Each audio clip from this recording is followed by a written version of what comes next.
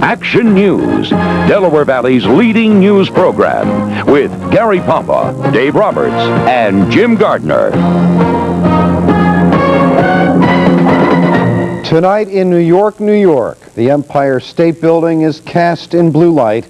It is a sky-high tribute to old Blue Eyes from the city that never sleeps. It is Friday night, and the big story on Action News tonight is the death of Frank Sinatra. And at the Sinatra home in Beverly Hills, California, Sinatra's daughter Nancy and son Frank Jr. arrived tonight but said nothing to any of the media types standing vigil outside the gates. Sinatra died last night at Cedars-Sinai Medical Center after suffering a heart attack. He was 82.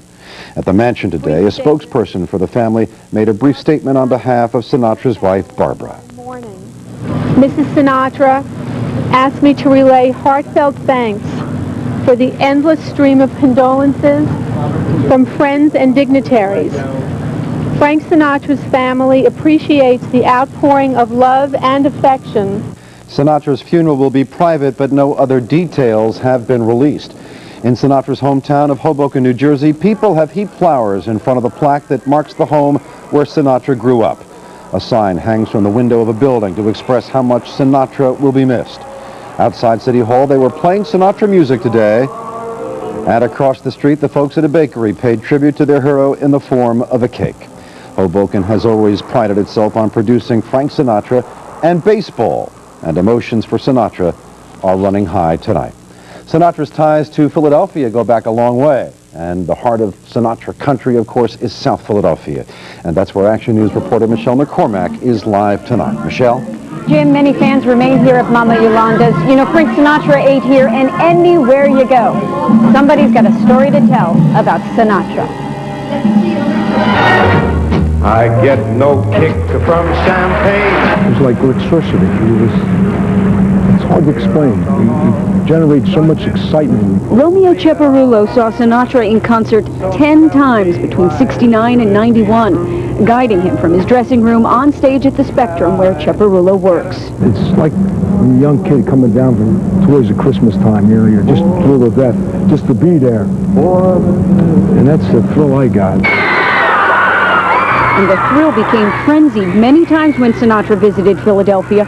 Former Mayor Frank Rizzo was a beat cop then, and to hear his son tell it, had to bring Sinatra's private security in line when they were too rough on the enthusiastic Bobby Soxers. And they kind of pushed Frank's, the fans off to the side. And my dad saw this, and he went over to the security people, and he said, come on, you know, lighten up a little bit. Sinatra immediately realized that the people went a little bit too far, and immediately said to my dad, come on, Frank, let's get everybody together. We'll take some pictures. And they were friends ever since, and many friends are reminiscing tonight.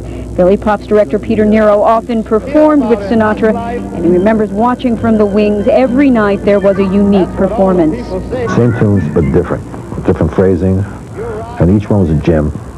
I always felt that when you heard a recording of Frank's or a live performance of Frank's, it was a definitive one. For the Lasorda family, it will be the visits to Norristown and shared meals that will forever strike a chord. I've met a lot of celebrities in my time through my brother Tommy, but Frank always hit us in the heart. You know, not with just his singing, but with his personality and his charm. In South Philly, 83-year-old Louise Carbone remembers the musical giant who came to eat along the street where she lives. A normal guy. He never showed himself he was big. He was with you, he was you, like you. And at Mama Yolanda's, they're still toasting old Blue Eyes just one more time. Make it one for my baby, and one more for the road. A lot of toasts with wine, some with coffee, like myself, many more with cheers. Live on the Action Cam in South Philadelphia, I'm Michelle McCormack. Thank you, Michelle. Frank Sinatra's health had been failing for some time. In fact, he hadn't been seen in public since January of 1997. His career as an entertainer began in 1935 when he won an amateur contest, the Major Bowes contest. By 1940, he was performing with Tommy Dorsey.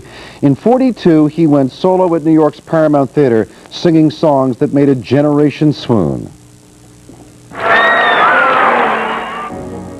For Frank Sinatra, the hits just kept coming for the next 30 years. And each Just the thought of you makes me stop before I begin. 'Cause I've got you under my skin. Did you hear about it? That's life. That's what all the people say. Frank Sinatra, the singer, became Frank Sinatra, the movie star in the 40s, and he proved that he could dance with the best of them. What happened? She finally got her kid. His role in From Here to Eternity in 1953 landed him an Academy Award. But Frank Sinatra was also famous for the company he kept. He was the leader of the famous Rat Pack and was friends with President Kennedy. They had a falling out because of Sinatra's alleged ties to the mob. In later years, he became a friend of the Reagan White House. The skinny kid from Hoboken always did things his way. Oh, no, not me. I did it my way. Frank Sinatra had been married since 1976 to the former Barbara Marx, but his 1951 wedding to actress Ava Gardner took place in Philadelphia. Sinatra's agent, Manny Sachs, arranged to use his brother's house in Logan for what was supposed to be a secret ceremony.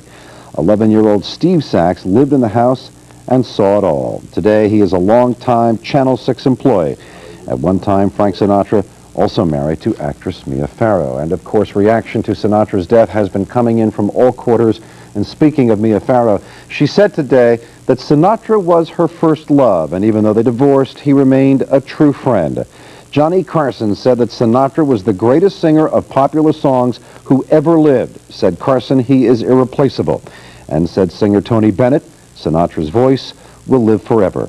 In Birmingham, England today, President Clinton expressed his condolences to Sinatra's wife and children, and then the president had this comment.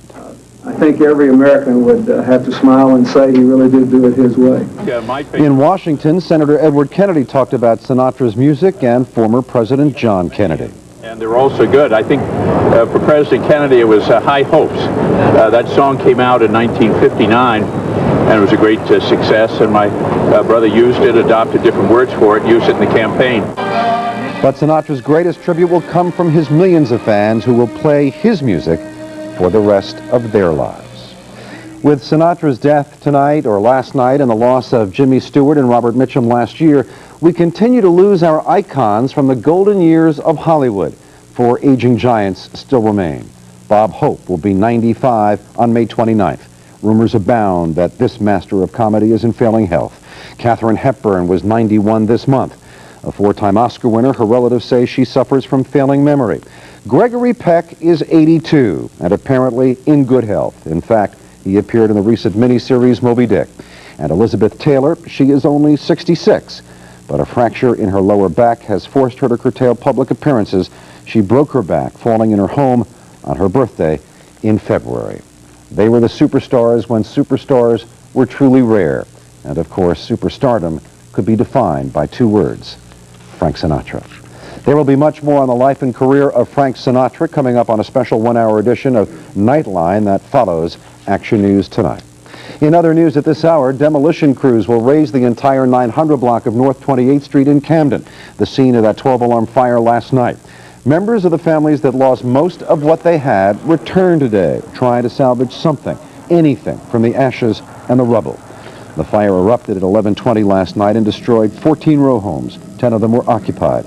Officials say the blaze was sparked by a mentally handicapped 17-year-old boy. Authorities say he was lighting candles as part of a ritual. His 65-year-old grandmother, Maria Gonzalez, suffered a heart attack and died. Investigators are trying to find out what sparked a 3-alarm blaze at a bridal shop in Lower Providence Township. The fire erupted just after 2 this afternoon at David's Bridal Town.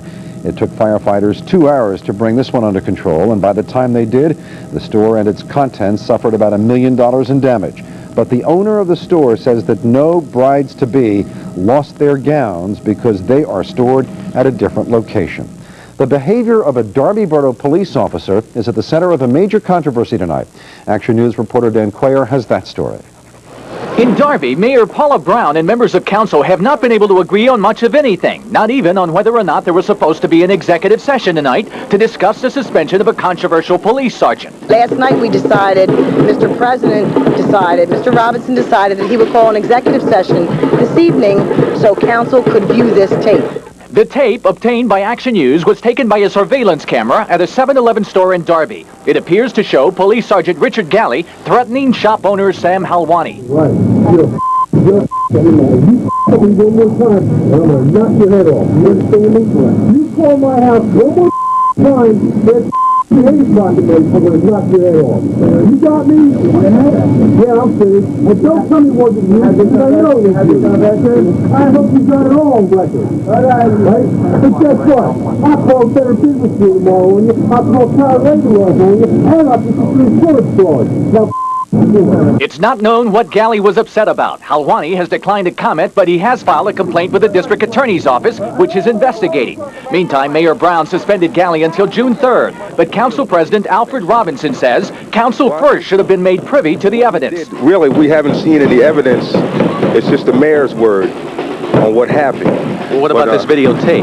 I haven't seen the tape. None of the council people have seen the tape. The mayor says she took the action after going down to 7-Eleven to view the tape herself and was not able to get a copy to show council until today. I suspended him under what I personally viewed and witnessed in his behavior. Clearly, there is a bitter relationship between the mayor and council, made all the more volatile by this videotape. As it turns out, tonight's executive session on whether to uphold Galley's suspension did not take place because it was not advertised under the state's sunshine law. It has been rescheduled for Monday. I'm Dan Cuellar, Channel 6 Action News, Darby. Philadelphia Police Commissioner John Timoney got some hands-on experience with Philadelphia crime tonight. He was jogging in Rittenhouse Square when someone pointed out a man digging through the contents of a purse. When the passerby asked Timoney to call police, the commissioner said, "I am the police." And then he held the alleged purse thief until uniformed officers could arrive. The suspect is now awaiting arraignment at this hour. Still to come on Action News tonight, how would you react to the prospect of easy money? Find out what some others did when confronted with the temptation test. Little taste of summertime today. Does it continue for the weekend? We've got the words from AccuWeather. And the Phillies continue their road trip out west. That and more when Action News continues tonight. Strangers in the night, two lonely people, we were strangers in the night. Up to the moon, and when we said our first hello, little did we know, love was just a glance away, a warm embracing dance away. I meant to be a part of it, New York, New York, and I've got you under my skin. Most of us would like to think we are honest and that we would do the right thing in a tough moral situation. In a special report tonight, David Henry, make that David Murphy, sorry David, finds out what can happen when people are put to the temptation test. Now wait a minute, you've been so good to me. Is the fight against temptation simply a struggle between good and evil like it was in the movie Animal House? Then Dr. David Bursoff suggests there's more to it than that. It's not just people acting because they're being overwhelmed by a desire for something, but they actually are thinking about what they should do, and the temptation ruins their decision-making. Dr. Bursoff has conducted experiments on temptation and wrote a report called Why Good People Sometimes Do Bad Things. Here's how he says temptation works, even in the best of us. Let's say you're in a restaurant and the waitress forgets to charge you for something. Now, instead of thinking, now, what is the best, most moral thing I can do in this situation, you're thinking, is there any way where it would be okay for me not to point this out and to kind of keep the money? Your reasoning might be the service was bad, the food was cold, or it was too expensive anyway. These rationalizations, these little stories or arguments people concoct are critically important for them to be able to do these bad things. In Center City recently, we ran our own experiment, similar to the one Bursoff conducted, to test his temptation theories. We marked several $10 bills and enlisted the help of a vendor at 15th and JFK Boulevard. She was instructed to overpay customers. Most people said they were unaware of the mistake when we pointed it out to them and gladly gave the money back. It's not my money. So I wouldn't keep it. It wouldn't be an issue. I wouldn't even think about it. This woman said she noticed the extra change but was late for work and figured she'd give it back the next day. She wound up returning it a few minutes later. But then we tested another of Bursoff's theories. We told people the $10 didn't really belong to the vendor, but actually came from the deep pockets of ABC's parent company, the Disney Corporation. We then asked, would you still be as inclined to give it back? Probably not. Bursoff says that attitude toward big business versus the individual is typical. This guy, by the way, said he'd rather give the $10 to the poor than back to Disney. You go ahead and take it. But like Bursoff, we found temptation, even in this experimental setting, was easy to see in action. This man was very honest about how the urge to keep the money was too strong to ignore. Hey, Dave, you got me. I ain't got nothing to say, Dave. No answers, no nothing. Bursoff says good people are caught in the temptation trap all the time. But being aware of how easily your mind can fool you into rationalizing bad behavior, he says, is key to doing the right thing. If you know that you're trying to make a decision between two things, and that you're in a position to gain from one of those things, then you should be extra careful about your reasoning. You should know that you're in a temptation situation. Learning not to succumb to that insidious, lurking temptation, Bursoff says, makes the world a nicer place for everyone. David Murphy, Channel 6 Action News. And still to come on Action News tonight, they haven't been on the road that long, but the new VW Beetle is being recalled. We'll tell you why when we continue. Most favorite movie was probably most controversial was The Manchurian Candidate, which they wouldn't let out for a long time because of the JFK assassination. From Here to Eternity. What you like about that movie? He played the common guy, you know, and he fought for what he thought was right, and he took everything they had to give him, and it was a good movie.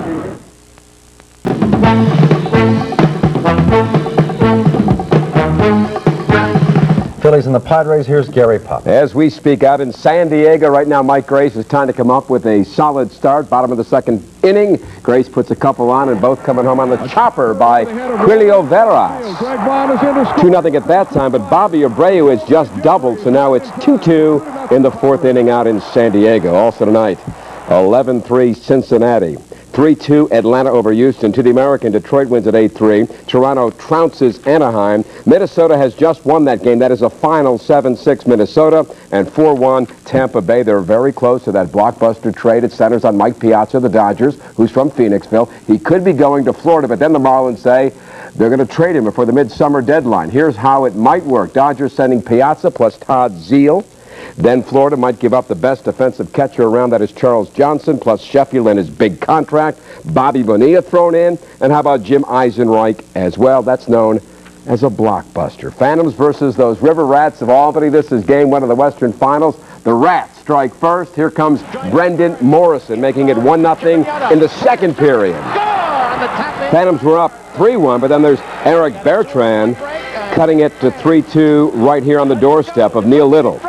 But then the guy that the Flyers like to see possibly up at the big club next year, his name is Paul Ely. What a play. Deep into that left wing. Gene Hart with the call. Centering pass. I score! 4-2 Phantoms. Game 2 set for Sunday. NHL Washington defeated Ottawa, so Washington goes on to play Buffalo. Eagles have added a director of football operations, not technically a general manager, but will oversee the football show in South Philadelphia. He comes over from the Pittsburgh Steelers. He was the number 2 man there. Tom Modrake says, yes, I can work with Ray Rhodes and Jeff Lurie and everybody here. I've known him for a period of time. His reputation is good in the league. People like the fact that he plays hard-nosed and they want to get after kind of football. So I'm looking forward to it. That's kind of where I am, too. Tom Modric will work with Ray Rhodes in making those personnel decisions. And finally, round 2 LPGA in Wilmington. More of the same from yesterday. Yesterday, the rookie was in command, and boy, she's in command again today. Shiri Pak off the tee. No matter if she's in the sand because she knows how to get to the green, she's at 9 under par. 2 strokes ahead of Lisa Walters as they're playing in Wilmington in the Ladies McDonald's. Got to be quiet on the green. Of course. Well, it looks like there's a bug in the bug. The new Volkswagen Beetles, all 8,500 of them, are being recalled because of a serious electrical problem. The Beetle has been the darling of the auto world since its unveiling in March. But Volkswagen says wiring near the battery tray tends to fray and needs to be rerouted. An engine fire could occur, but so far there have been no fires. Owners are being notified, and the repairs at dealerships will take about an hour. I met him one time at the Sands Hotel. I was staying at the pool. I was about 19 years old. And he was walking by the pool, him, D. Martin, and Davis.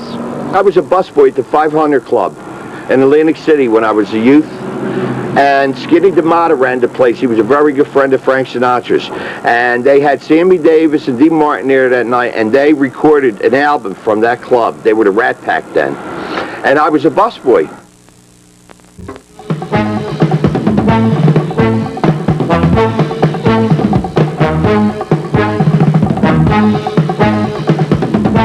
Here's Dave Roberts and DocuWeather. What a beautiful day today, and we've got more sunshine coming over the weekend. Temperatures warm today, going to be even warmer come tomorrow. The action cam out tonight, early evening on the boardwalk in Atlantic City with your favorite gal at the stand, ice cold fresh lemonade on the beach with your daughter. Look at that, Dad. Lovers watching the ocean. What a beautiful night tonight. The water looks pretty clean. All in all, look at the city. Time-lapse photography. Watch it set. 9 minutes past 8 o'clock tonight. And there it goes. City skyline. It's out of here. Very nice night. Okay. High pressure down here off the North Carolina coast. Another one down here in Florida Ridge between the two. We're in that pattern. We're going to stay in that pattern all weekend long. Warm weather today, warmer weather on the way. What we're watching is this frontal system here. It's a weak system. As it moves in our direction sometime on Sunday, it will kind of fall apart. There's the possibility, 1 out of 3 chances, that we get maybe a little thunderstorm activity out of that. Very brief, though, and maybe a few clouds on Sunday. But all in all, 2 very nice days coming up. Take a look at this picture. This is the satellite picture. We'll set it in motion for you. You can see the movement coming out of the Central Plains going up to Minnesota, through Iowa, on up into Wisconsin. Tornadoes reported up in that area. That's where the heavy weather is, far away from us. That's Satellite 6 action radar. Look at the heavy hitters. Look at that line now extending through Minnesota down into Illinois. Folks in Chicago at this hour getting some heavy hitters also, but well away from us. That system will weaken when we get just the tailing end of it on Sunday. Call from AccuWeather is we're going to have a touch of summertime. 64 up there in the Poconos, 71 in Allentown, 66 in Reading, 64 in Wilmington, Lancaster 70 degrees, 60 in Cape May, 65 in Atlantic City our low, 50 degrees our high, 86 degrees at 3:40 this afternoon. Let's take a look at the 11 o'clock numbers. We go live on Sky 6.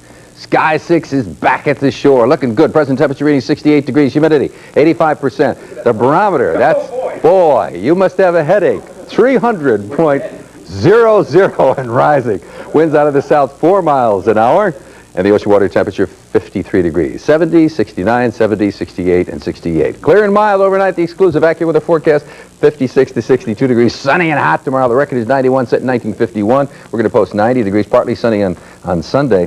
86 degrees. Down at the shore, it's going to be in the 60s. So going down the Jersey Shore, you're going to need the sweater. Sunny and warm, 86, 86, 88, summertime temperatures. All in all, a very nice weekend coming up, especially if you're celebrating a birthday. Oh, happy birthday. It's tough turning 40. Still to come on Action News tonight, a reunion where the students did plenty more than just reminisce, when we continue in just a moment. It has been a simple but heartfelt thank you tonight from some former pupils. This dinner brought together older members of the Christian Brothers Order and many of their former students. They reminisced about their days at 3 Christian Brothers schools, LaSalle University, LaSalle High School, and West Catholic. And the graduates also said thanks to their former mentors by contributing to a fund for elderly Christian brothers. Nightline next on Channel 6. Action News continues tomorrow night at 6 with Sally Ann Mosey, Phil Andrews, and Rob Jennings. That's right. Mosley? Yes. Mosley. Mosey. That's right. Of course it is. Mosey. Sally and Mosley. Welcome. Mosey or Mosley? Mosey. Mosey. Mosey. Mosey all For the over. entire Action News team, I'm Jim Gardner. Have a good night and a great weekend.